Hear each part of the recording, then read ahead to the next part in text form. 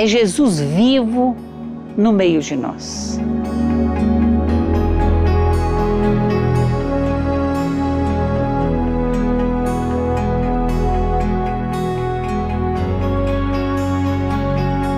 É o mistério da presença de Cristo através da Palavra de Deus e através do pão e do vinho consagrados pelo Espírito Santo.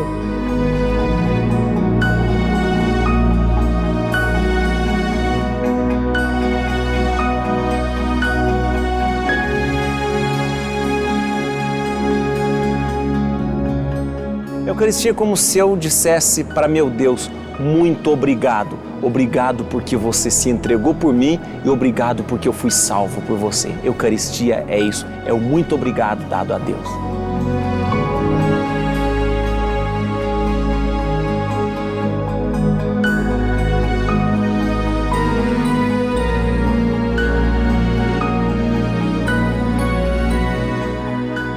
A Eucaristia sustentou a Igreja durante 2000 anos e vai sustentá-la até o fim dos tempos, se Deus quiser.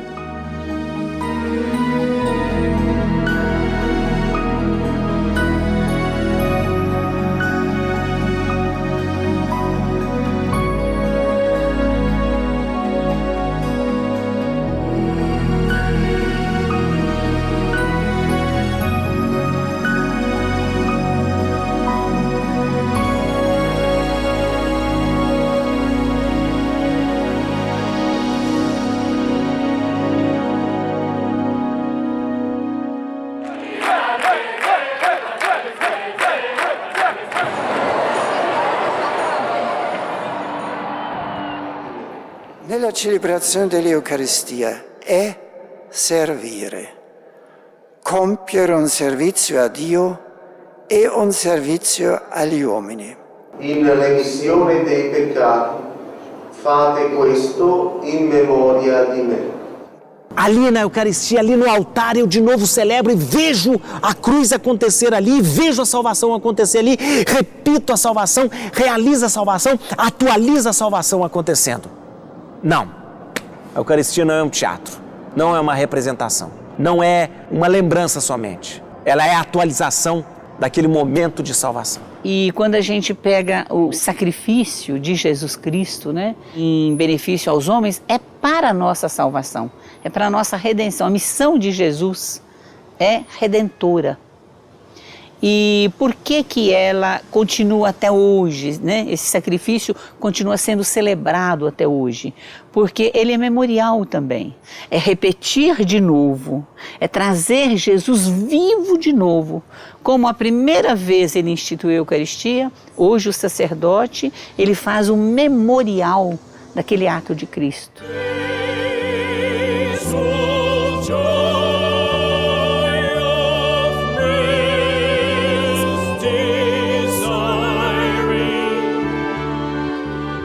Preciso ter pelo menos um canal de contato com a realidade material.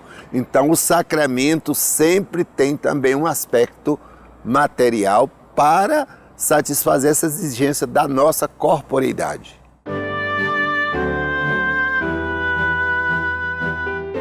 São 7 modos de comunicação. Cada um tem uma graça especial da presença de Deus em nós.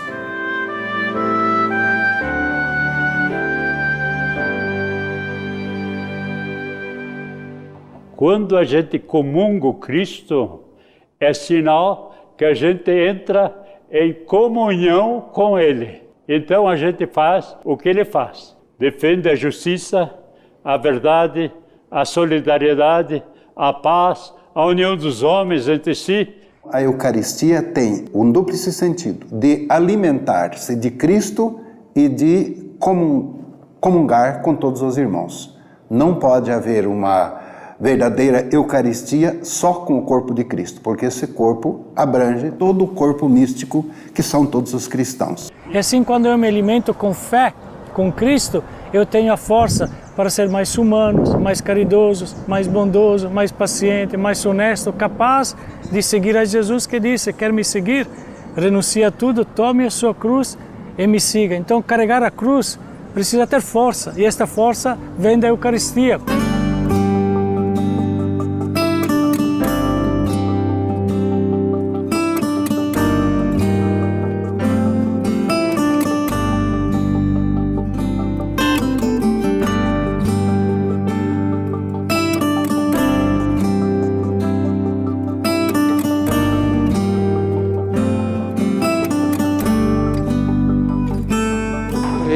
prendite, mangiatene tutti.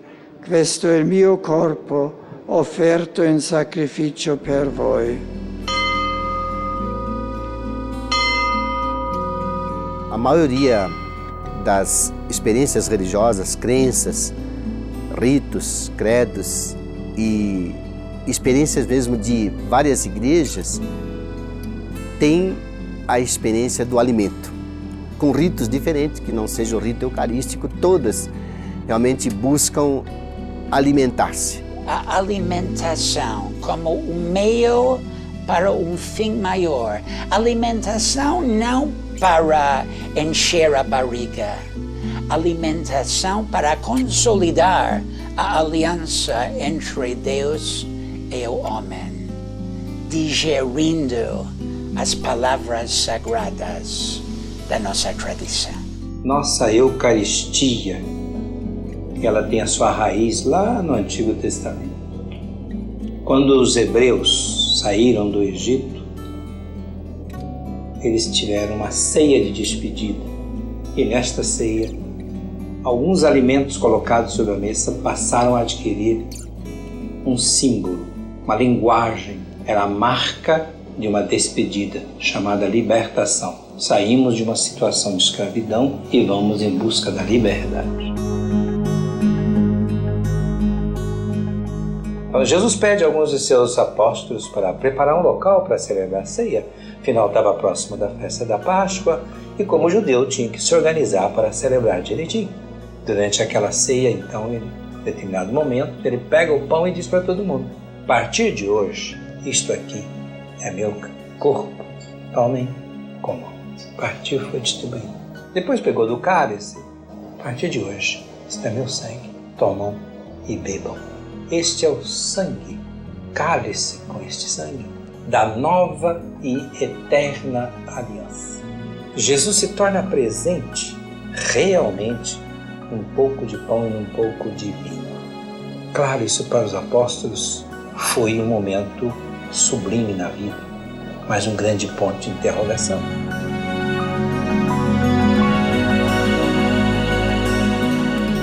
Este mistério está ligado à vida, à paixão, à morte e à ressurreição de Cristo. Porque Jesus Cristo, ele institui a Eucaristia na quinta-feira. Na sexta-feira, ele estava mortinho, 3 horas da tarde. Ele morreu crucificado, porque era a morte daquela época. Era a morte mais terrível que podia existir para um bandido. Ele morreu como um bandido, como um revolucionário.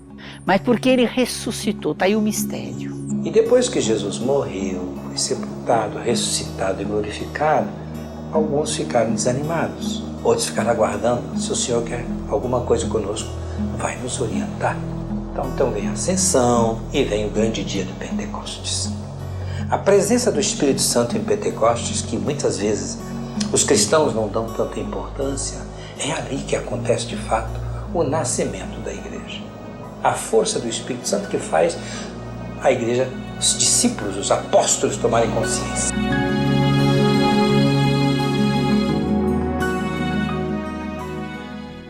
O sacramento da Eucaristia, que tem a sua base lá na ceia judaica e que Jesus celebrou e modificou, é claro que os seus discípulos ao longo da história, porque a história vai mudando, os costumes, os hábitos, o jeito de celebrar, até que chegou com a igreja romana e se fixou, e na igreja ortodoxa se fixou. E ao fixar-se, se introduziu um ritual, e esse ritual era tão rigoroso que até mais ou menos na década de 50, o presbítero que celebrava, ele podia cometer mais de 300 pecados leves ou graves ao celebrar a Eucaristia.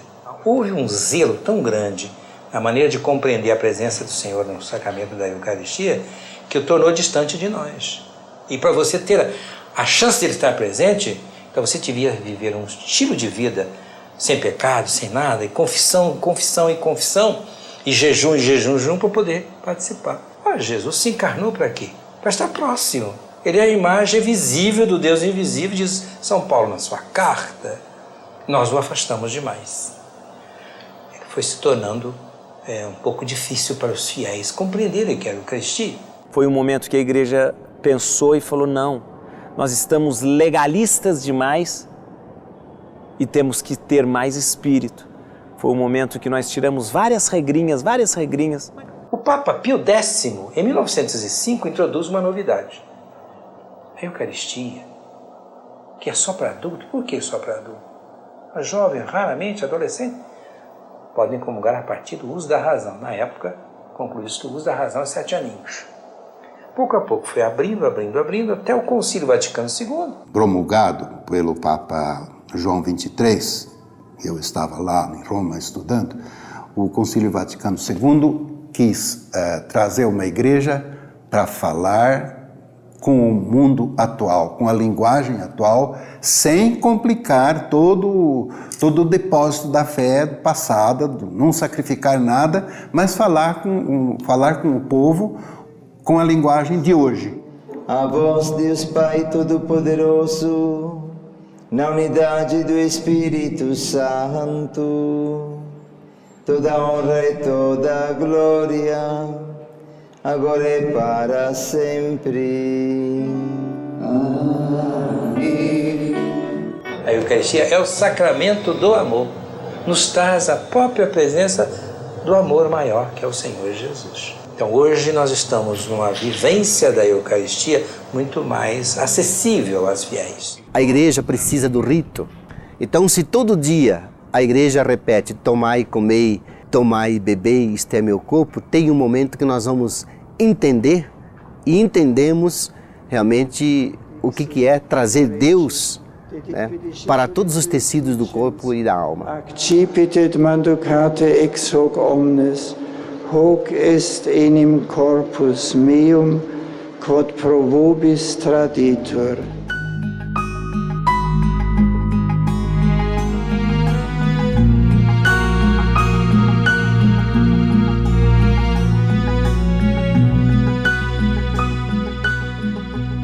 O grande ritual da missa, sabe qual é? Ele tem a mesa da palavra e a mesa da Eucaristia. Quando as pessoas sobem ali no ambão e proclamam a palavra, elas estão alimentando o povo com a palavra. Jesus também, antes dele fazer a última ceia, ele celebrava um monte com eles, com os apóstolos. E o que ele fazia? Ele só tinha a mesa da palavra. Lembrava os profetas, lembrava dos salmos, tudo do Antigo Testamento.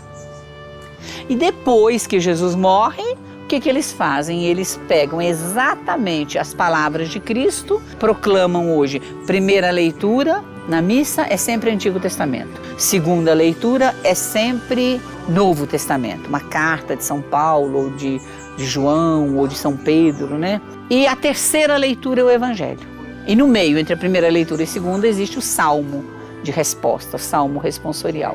Então sempre você veja a mesa da palavra. Depois que terminam todas as leituras, o padre vai fazer o ofertório. Aí começa o momento da mesa eucarística. I soldati poi, quando ebbero crocifisso Gesù, presero le sue vesti e ne fecero 4 parti. Et liga verunt illud linteis cum aromatibus.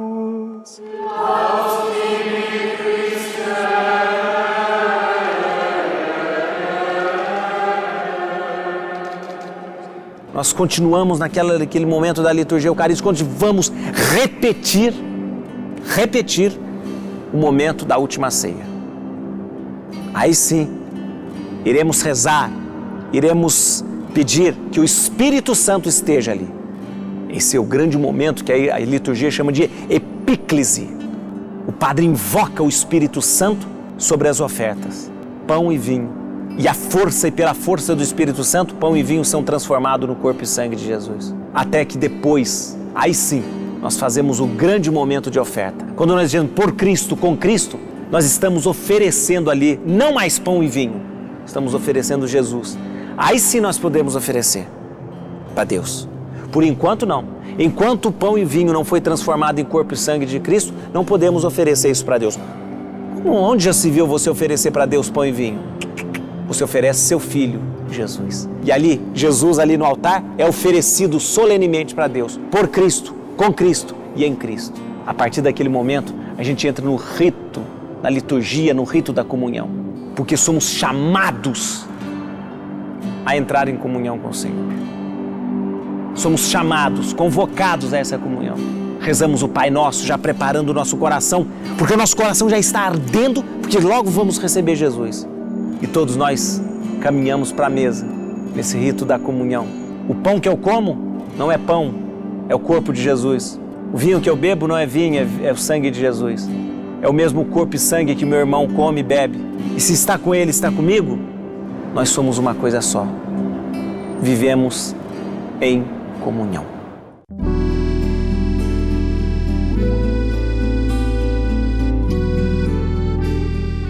É o banquete da palavra, o banquete da presença, o banquete onde a fé faz a transposição, né, da matéria no corpo do Senhor.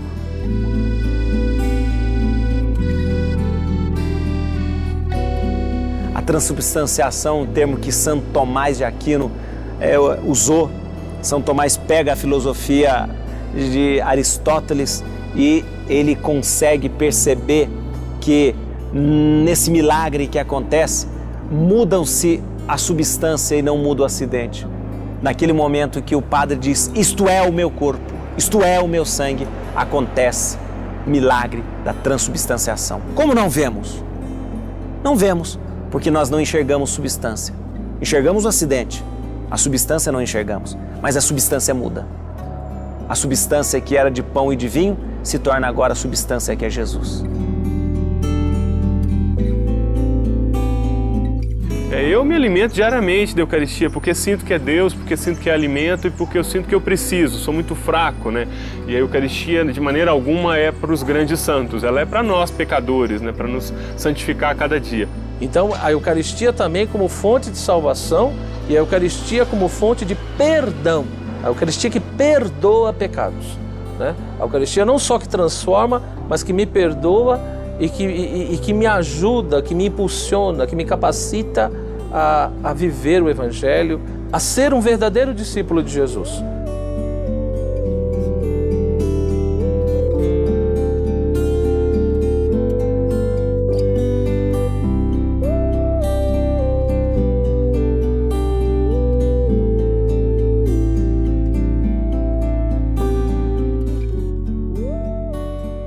Durante o rito, durante a celebração da Santa Missa, tem um momento da penitência. É um dos ritos iniciais, né? Você pede perdão, às vezes o sacerdote absolve a gente, a comunidade, e aí eu posso tomar dignamente a Eucaristia. Então, antes de fazer a Santa Comunhão, receber a Eucaristia, eu tenho de procurar ter a alma em estado de graça, significa sem pecado mortal. Então, além do arrependimento profundo, individual, a pessoa tem também o sacramento da confissão, que está em João 20, 23, que o Senhor falou, a quem os apóstolos perdoarem, serão perdoados, a quem não perdoar, não serão perdoados. Então, é necessário que todo católico, cristão, faça a confissão, conforme norma da Santa Mãe Igreja, pelo menos uma vez por ano.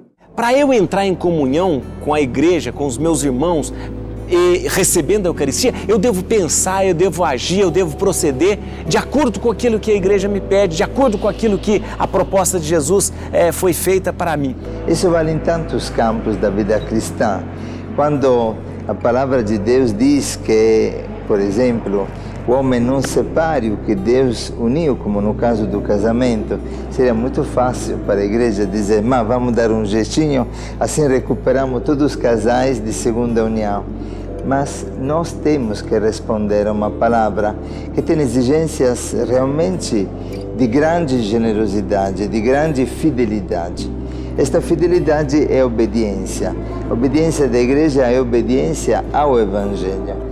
Agora, quando a pessoa não pode comungar fisicamente, existe aquela que se chama comunhão espiritual, que não é uma coisa boba, é uma coisa muito profunda, porque sendo que no fim só Deus pode julgar o coração do homem, a igreja não veio para condenar, mas veio para salvar a todos. Existe já em vários lugares do mundo de grupos de pessoas que não podem comungar e que formam grupos, por exemplo, de adoradores. é belíssimo, porque a força da adoração é como uma extensão da força eucarística que é celebrada na missa. É como que esta graça que continua no tempo. Então eu posso me alimentar da Eucaristia, posso me alimentar pelos olhos, posso me alimentar pela sede do meu coração. Então, de consequência, se eu desejo receber a Eucaristia, eu já recebi no meu coração.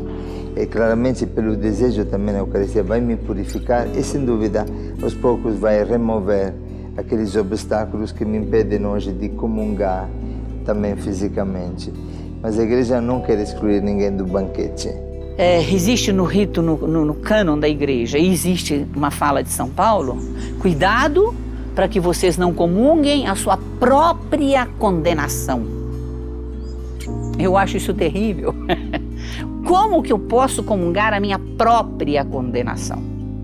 Eu acho que toda vez que eu recebo a partícula, a hóstia consagrada, o pão consagrado, que é corpo de Cristo, e depois saio fazendo vandalismos por aí, destruindo a vida, fazendo horrores, sendo contra-testemunho da minha própria igreja, porque quantas vezes a pessoa fala, poxa vida, vai, comunga, vai para a igreja e depois apronta tudo isso. As pessoas estão sempre de olho na gente. Não é porque estão de olho que eu tenho que ter uma vida santa, eu tenho que ter uma vida coerente. Talvez alguém não compreenda o que é viver da Eucaristia, ou viver eucaristicamente, ou viver com a Eucaristia. Mas viver com amor todo mundo entende. E mais que olhar para a Eucaristia como fim, acho que a gente tem que olhar para a Eucaristia como um caminho, um sinal que nos indica a raiz. A raiz de tudo é o amor, quer dizer, a grande lição que Jesus deixou para nós, nos amando a este ponto.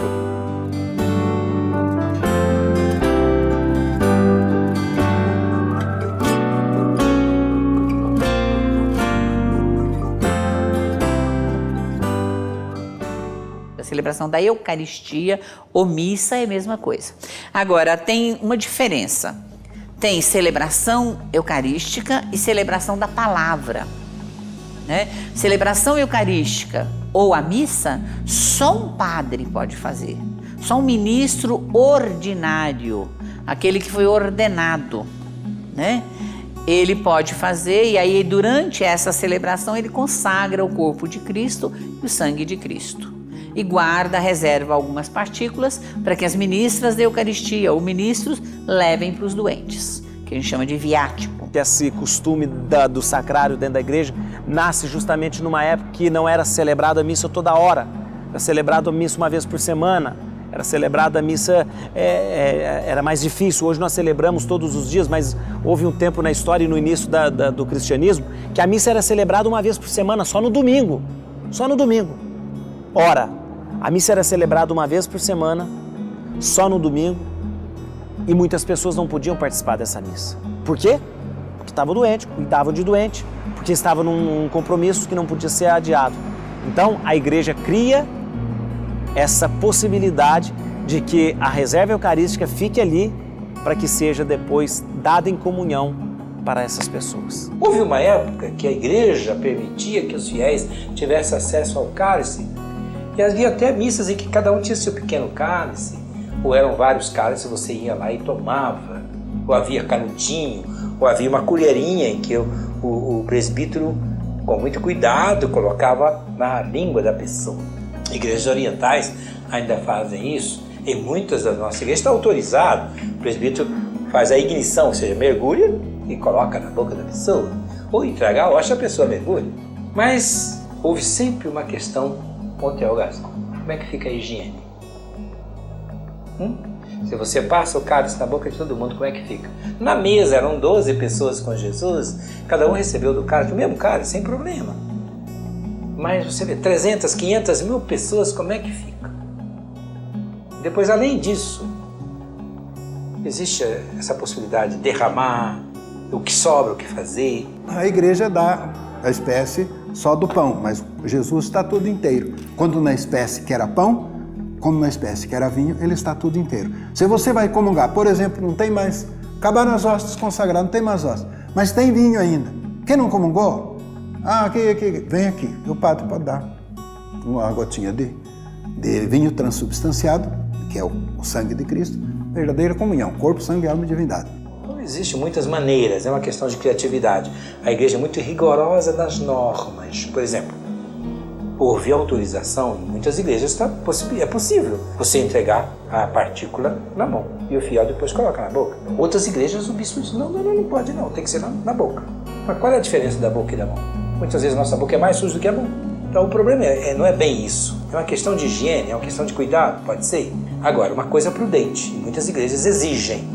Se você recebe na mão, comunga na frente do padre. Porque nós temos tido casos de pessoas que levaram a partícula para outras coisas. Levaram a hóstia consagrada para outras coisas.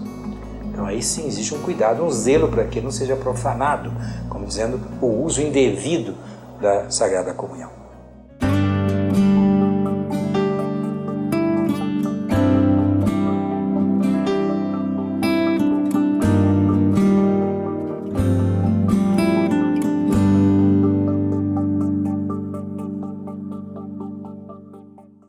Teologicamente, para nós batistas, a ceia do Senhor ela é um memorial, ela é uma ordenança, ela não é um sacramento. Ela é uma ordenança no sentido que Cristo ordenou que fizéssemos assim, até que Ele volte, nós obedecemos esta ordenança de Cristo. Por isso chama ordenança.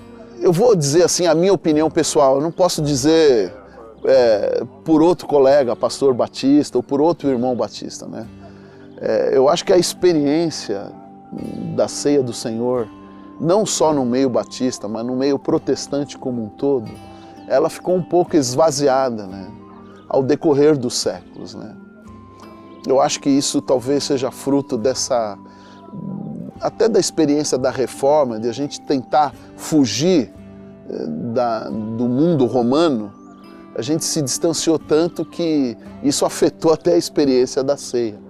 E hoje eu acho que a ceia ela tem uma visão um pouco reduzida, um pouco vazia de sentido, quando a gente compara com a realidade do que foi a cruz, com a realidade do que Cristo padeceu na cruz e com a realidade do que Ele conquistou para nós, né?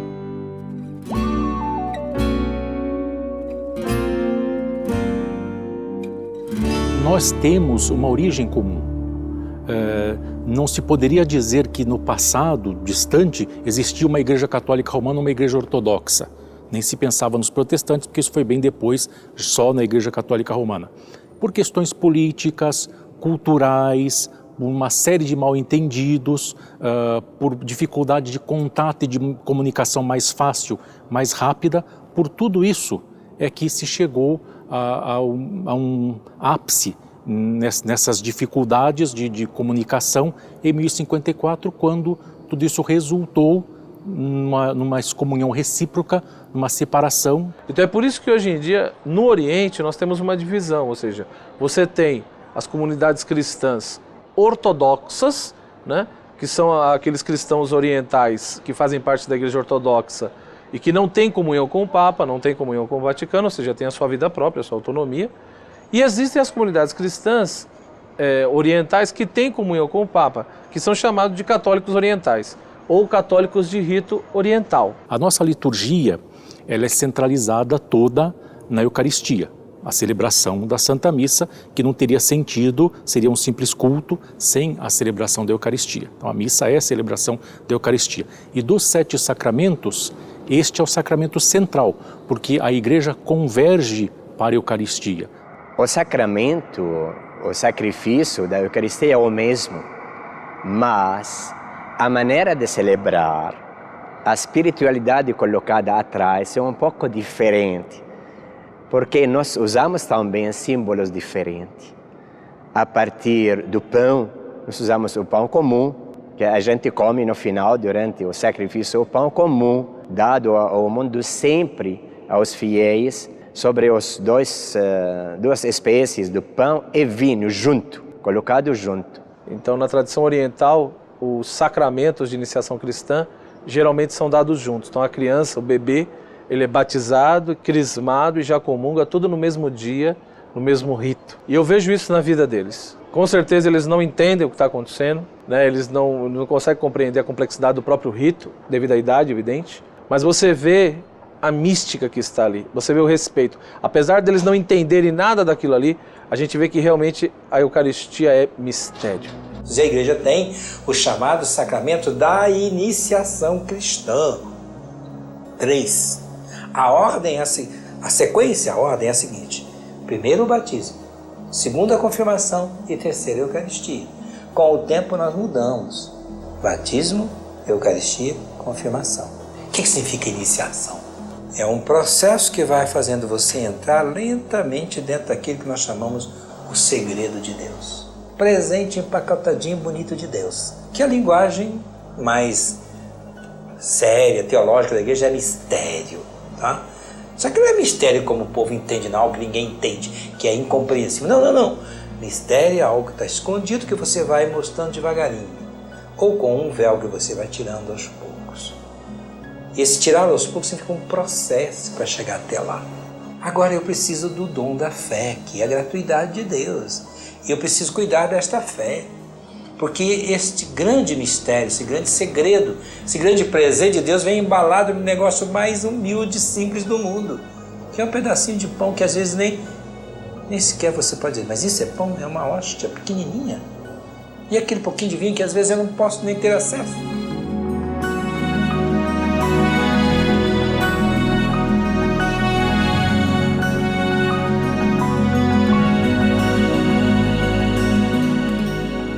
Portanto, a Eucaristia exige um ato de fé, um ato de amor e um ato de aceitação.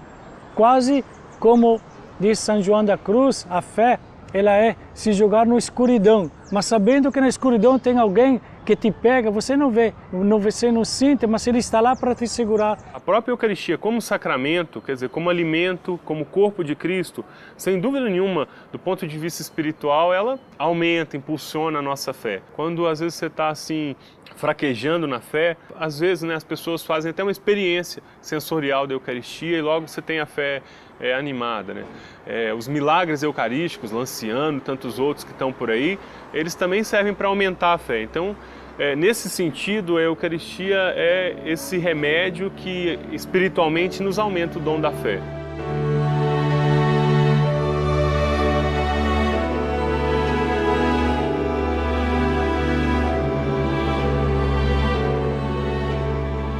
Un basiliano celebrava la Santa Messa, il mistero dell'Eucaristia. Da alcuni giorni era tormentato da un dubbio se veramente dopo la consacrazione nell'Eucaristia c'era la vera presenza di Gesù e dopo la consacrazione vede all'improvviso che l'ostia diventa carne, il vino diventa sangue. Il professore Linoli dell'Università di Siena e degli ospedali riuniti di Arezzo è venuto come professore, come scienziato, specializzato in anatomia, istologia patologica, chimica e microscopia clinica. Ha prelevato dal miracolo un pezzo di carne molto piccolo, ha prelevato anche un grumo del sangue qui del miracolo, l'ha portato a Arezzo, Siena, per esaminarlo.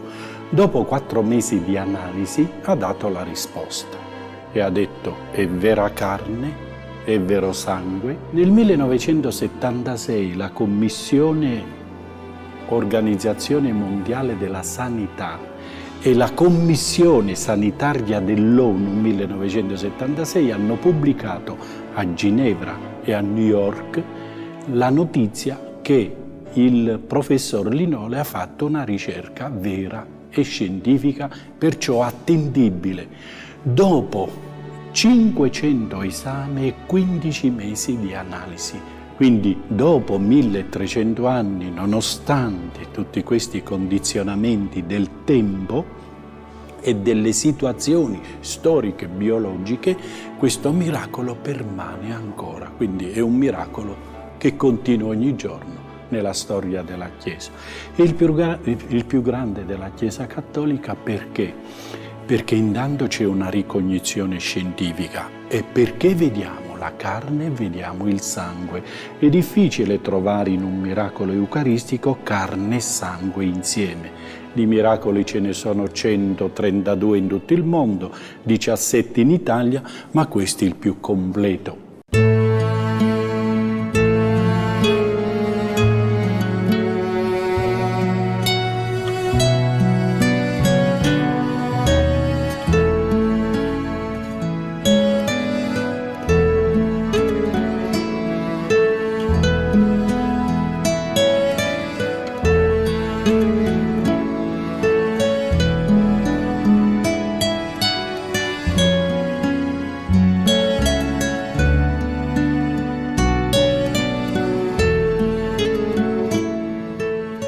È Gesù stesso che sta qua, la carne sua, il sangue suo. Non so, è una cosa bellissima.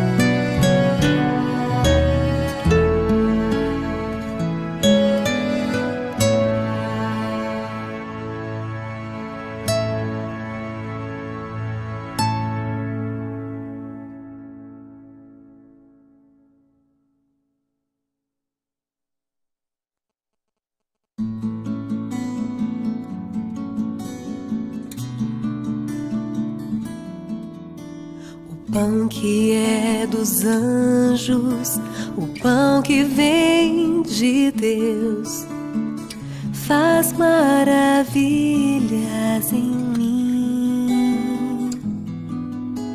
O pão que é dos anjos, o pão que vem de Deus, faz maravilhas em mim. Eu, pobre servo, sento-me à mesa para fartar-me de amor da tua carne, teu próprio sangue, faça o banquete do amor. O pão que é dos anjos, o pão que vem de Deus, faz maravilhas em mim. O pão que é dos anjos, o pão que vem de Deus, faz maravilhas em mim.